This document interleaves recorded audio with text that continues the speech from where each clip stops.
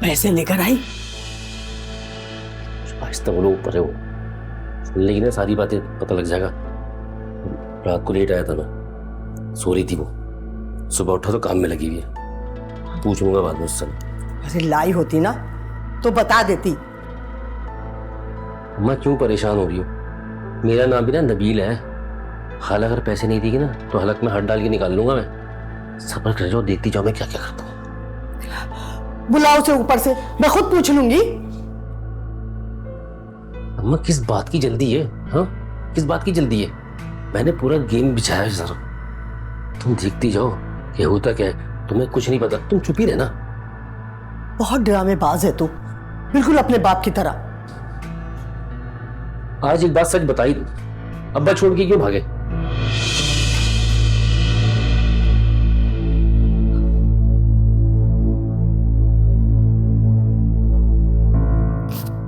क्यों गहरे मुर्दे उखाड़ा है?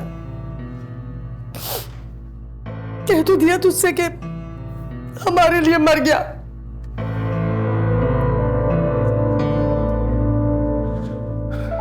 मुझे भी बाप की कमी महसूस होती।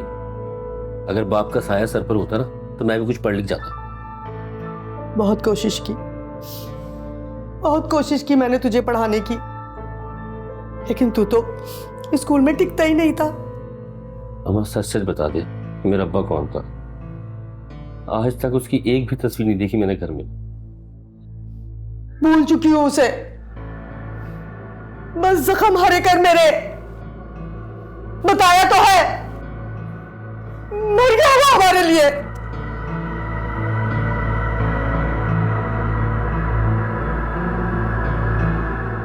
अम्मा देखती रहा, मैं भी पता लगा के छुड़ूंगा कि मेरा बाप कौन है।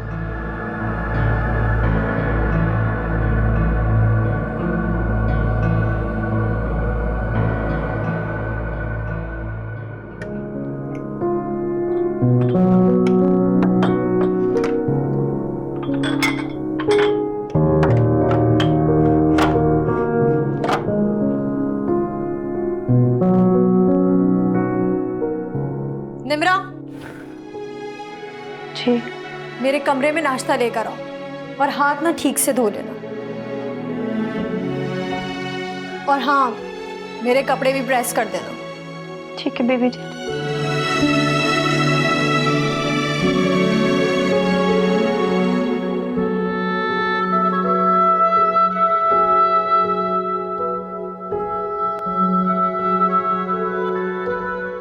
अनीला बेटा, तुम भी अब घर की जिम्मेदारियां संभालना शुरू करो।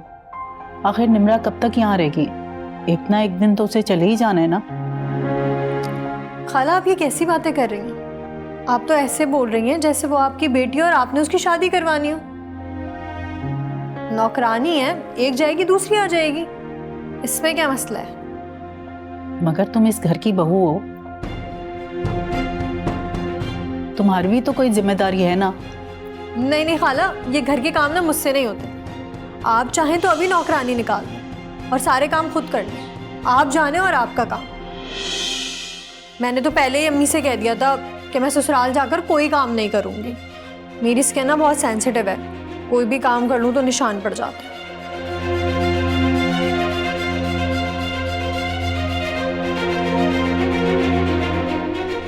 अच्छा खाला, मैं काफ़ी दिनों से सोच रही थी आपसे कुछ बात करने के लिए,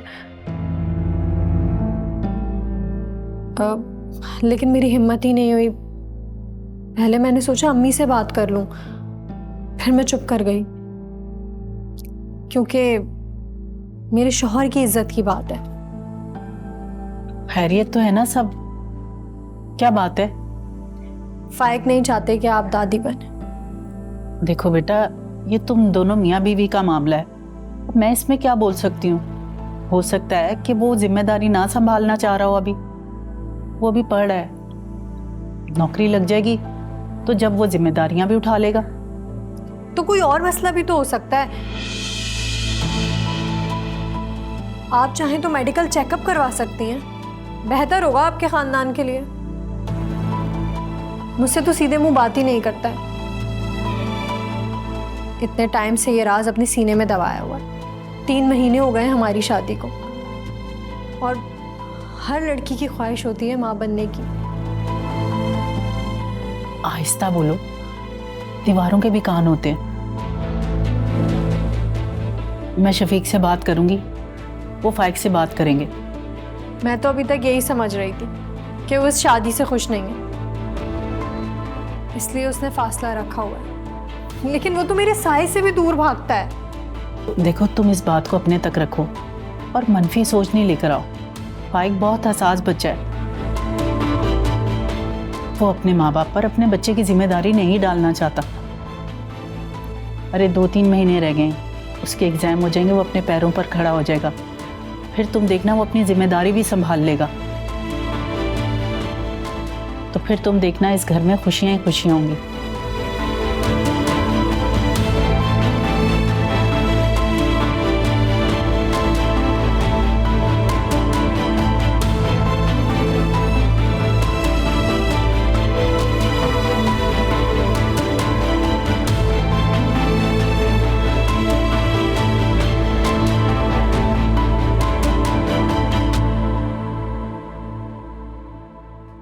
रुको,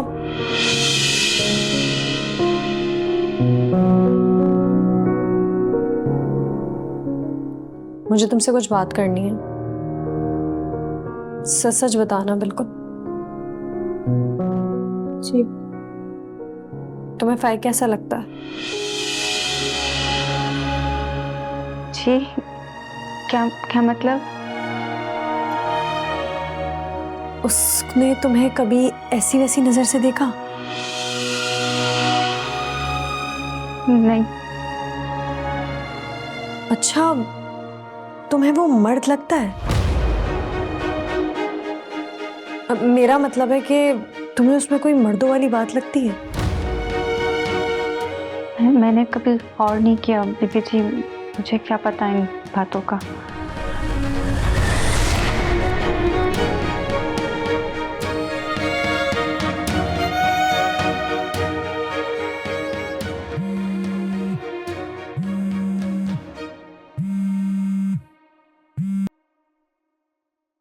अस्सलाम वालेकुम अम्मी, कैसी हैं आप?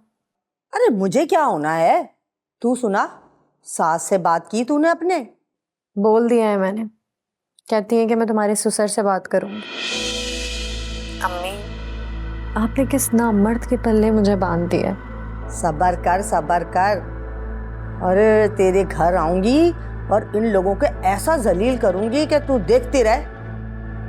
सीधा डॉक्टर के पास लेकर जाऊंगी, अल्लाह करे कि वो नामर्द निकले। हाय अम्मी, कैसी बातें कर रही हैं? फिर मेरा क्या बनेगा? फिर तो तुम्हारी लॉटरी निकल आएगी बेटा। वो कैसे? फिर तो जमाल पक्के फल की तरह तेरी गोद में आकर गिरेगा, लाइफ बन जाएगी तुम्हारी। हाँ, अरे फाइक तो मुझे शुरू से ही नापसंद था। जमाल से शादी करवाने के लिए तो मैंने बड़ी तको-दो की, लेकिन तेरी सास मानी नहीं। और अगर बेटा ये फाइक नामर्द साबित हो गया ना, तो फिर मैं खालदा को भागने नहीं दूंगी। हाँ अम्मी, खुदा की कसम अगर ऐसा हो गया ना तो मैं आपको बहुत दुआएं दूंगी। अरे तू फिक्र ही मत कर, इसे तो अब मैं पूरे खानदान में नामर्द साबित करके ही रहूंगी। कब आ रही है तू? मैं भी तैयार बैठी हूँ। हाँ बस एक काम है, मैं 1 घंटे में कर आती हूँ, ठीक है? अब देर ना कर बेटा, जल्दी आ ना, पैसों की मुझे बहुत जरूरत है, जल्दी आ जाइयो, हैं? ठीक है।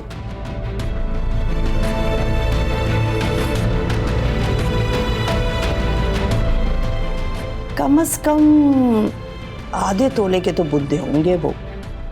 1.5 लाख रुपए की तो कीमत लगेगी।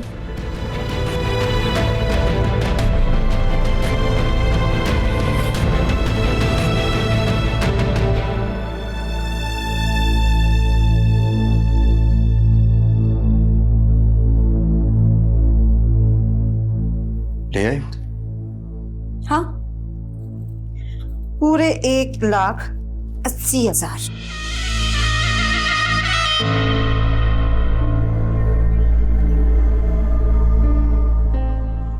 तूने तो मेरा दिल ही खुश कर दिया है। अब हमारा इंतजार भी खत्म हो जाएगा। 2 हफ्ते की बात है, हमारा निकाह हो जाएगा। फिर मैं भी तेरा और दुकान भी तेरी। खुशी तो मैनू तब होती जब मैं निम्रा के सामने तेरी दुल्हन बनती।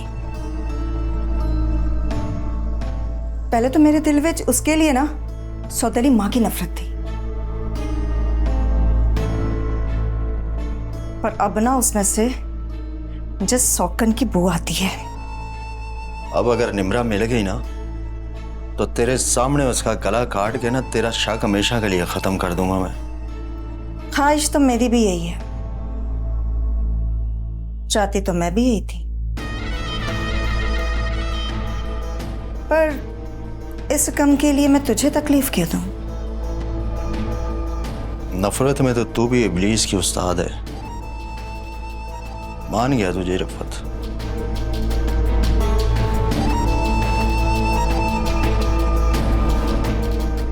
अपने हिस्से की मोहब्बत कौन बांटता है बाली? और अगर मेरी मोहब्बत के बीच में कोई आया ना तो उसकी जान ले लूंगी। अगर किसी ने तेरी तरफ आंखें उठाकर भी देखा ना तो मैं उसकी आंखें निकाल दूंगी। और अगर मैंने तुझे धोखा दे दिया तो तेरे छोटे छोटे टुकड़े करके कच्चा चबा जाऊंगी। तेरी आंखों में मुझे चुड़ैल का साया नजर आता है रिफत। बस वफादी तलबगार हूं, तेरे वास्ते मैं जान भी दे सकती हूँ।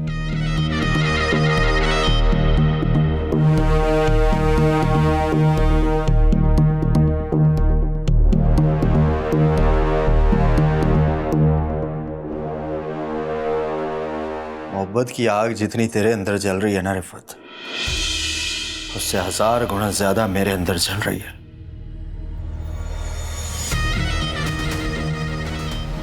कौन जलेगा और कौन बचेगा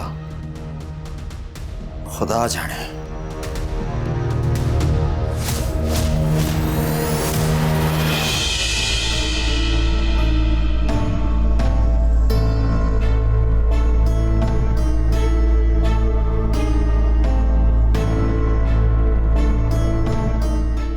बाली, अब तेरी आंखों में ना रिफत को पहले जैसी मोहब्बत नजर नहीं आती।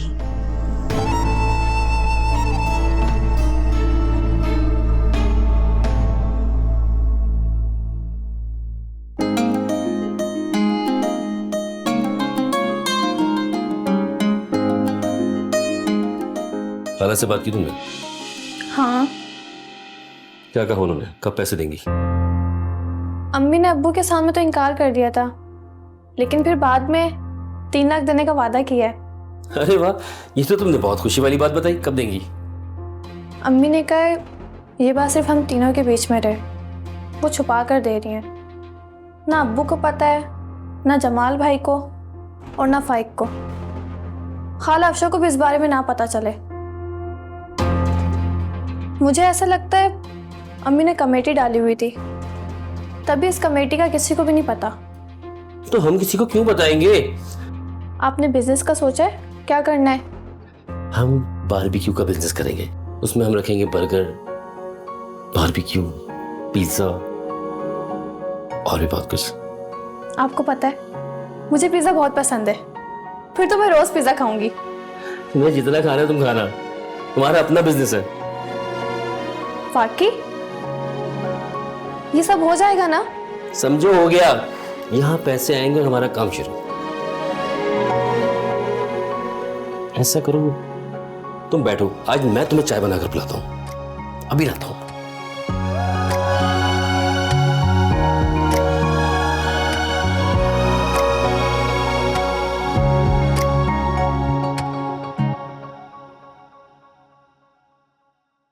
अम्मी, अब अम्मी कुछ खाने को दे दे, बहुत भूख लग रही है। अब आप फ्रेश हो जाए, मैं खाना लगवा देती हूँ। रहने दो, मैं खुद दे दूंगी, तुम जाओ यहाँ से। अम्मी, निम्रा मेरी बीवी है, आप क्यों इतनी सख्ती कर रही हैं? तुम्हारी बीवी वो है जिसको तुम ब्याह कर लाए हो, उसे तुम बीवी का हक नहीं दे रहे। आज उसने शिकायत की है और ये बात अगर बाहर फैल गई तो बहुत बदनामी होगी, पता है तुम्हें? मुझे नहीं परवाह अम्मी, मेरी बीवी निम्रा है और मैंने उसे बीवी का मकाम भी दिया है। दुनिया तो ये जानती है ना कि अनीला तुम्हारी बीवी है। तुम्हारी मर्दानगी पे सवाल उठेंगे तो फिर क्या करोगे? निम्रा का बच्चा सबके मुंह बंद कर देगा। मैं ये नौबत आने ही नहीं दूंगी।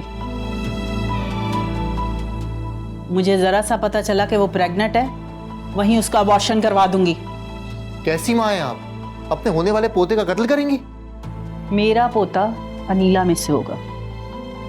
और एक बात मेरी कान खोलकर सुन लो, अब तुम निम्रा से दूर रहोगे। अगर ऐसा ना किया तो तुम मुझे सख्त कदम उठाने पर मजबूर कर दोगे। आप मुझे इंतहाई कदम उठाने पर मजबूर कर रही हैं अम्मी। अगर आपने अपनी जिद नहीं छोड़ी तो मैं अनीला के सामने ऐलान कर दूंगा कि निम्रा मेरी बीवी है।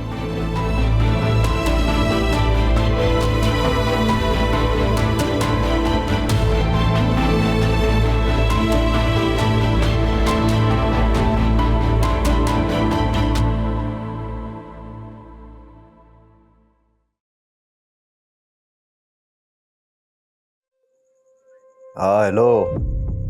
हाँ बुढ़िया। मेरी बात सुनो, तमीज के दायरे में रहकर बात किया करो मुझसे। ओ अच्छा अच्छा, खाला जान, पैसों का इंतजाम हो गया खाला, निम्रा को लेकर आ जा तू। इतनी भी बेवकूफ नहीं हूं। 1 घंटे बाद मेरी गली के कोने पर आना और मुझे कॉल करना। मैं पहले पैसे लूंगी, फिर 2 दिन बाद निम्रा तुम्हारे हवाले करूंगी। वेरी ब्यूटीफुल खाला, मैं तो शाम से इधर आया हूँ, मैं तो तेरा इंतजार कर रहा हूँ बस। ठीक है।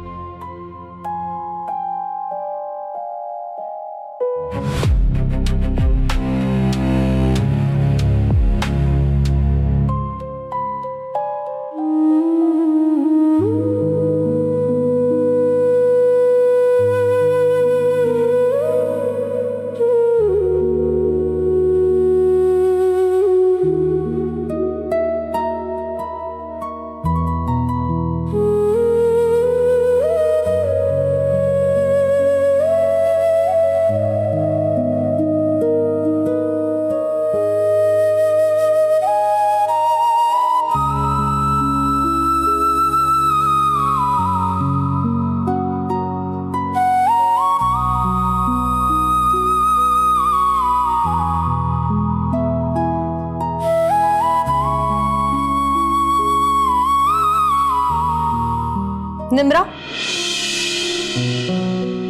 तुम हर वक्त सोती रहती हो, तुम्हें बस सोने के अलावा कोई काम नहीं है। चलो उठो, मेरे सर में बहुत दर्द हो रहा है, मेरे लिए चाय बनाकर मेरे कमरे में लाके दो। जी।